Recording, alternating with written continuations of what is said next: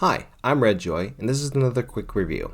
Today, let's chat about the emergence of human settlements in the Neolithic era.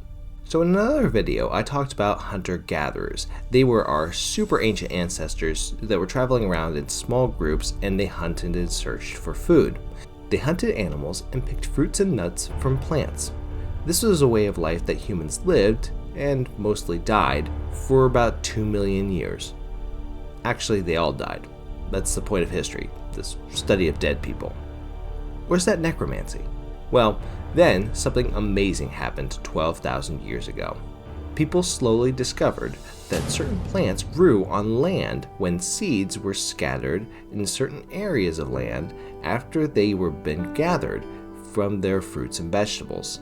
This meant that the people could decide and they could plan out where they wanted to live, and they could stay in one spot for a long time without having to try to go out and find new places just to find one or two fruit trees or plants or one or two mammoth herds to try to discover. They could have all of the food they wanted in just one spot. This happened slowly, community by community, leading to the development of what we call farming and settled communities.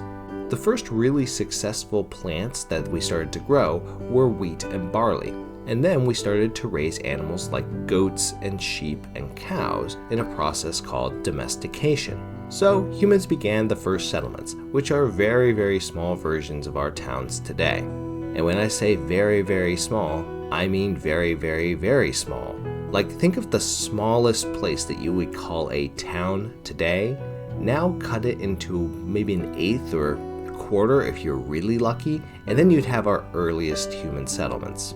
These settlements were often near rivers and lakes because fresh water was a key to growing those crops and for drinking. The early farmers tried to develop ways to bring water to their farms, such as digging ditches and canals in a process called irrigation.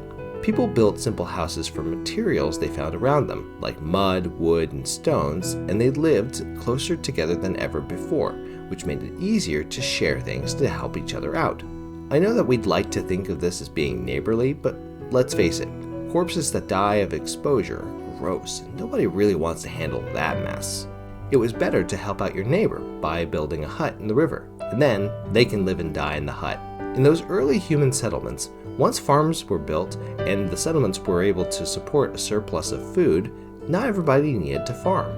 By the way, a surplus just means that you have more than you are going to use. And with this surplus of food, people could start to do different jobs. Some people were really good at farming, while others started doing other things like making tools or making clothes. And some were great at talking randomly about things that were happening all around them, and then lecturing others about how many fish or bushels or grain should be shared with the rest of the villages while contributing nothing to society except for expelling a lot of hot air from their gross, disgusting mouths. We call these people pundits. As time went by, these small settlements grew bigger and bigger, year by year, and became a little bit closer to what we see in towns today. Furthermore, people started to invent more things, like pottery to cook and store food, and writing to keep track of things. Communities became more organized, and leaders emerged to make decisions. Sadly, these leaders were mostly being advised by the aforementioned pundits, and, well, look at the status that we have now. A couple thousand years and we still haven't fixed up this mess.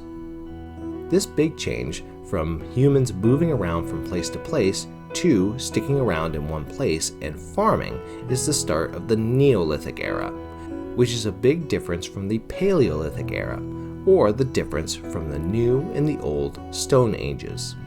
It's a fancy way of saying the agricultural revolution. This major development changed everything about how humans lived, worked, and got along with each other.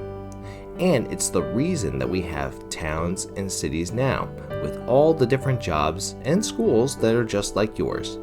So, next time that you're going out and enjoying your sandwich, just remember to thank your local farmers, butchers, and all the people who stayed put and grew their food, rather than went out and searched and hunted or picked up berries or whatever.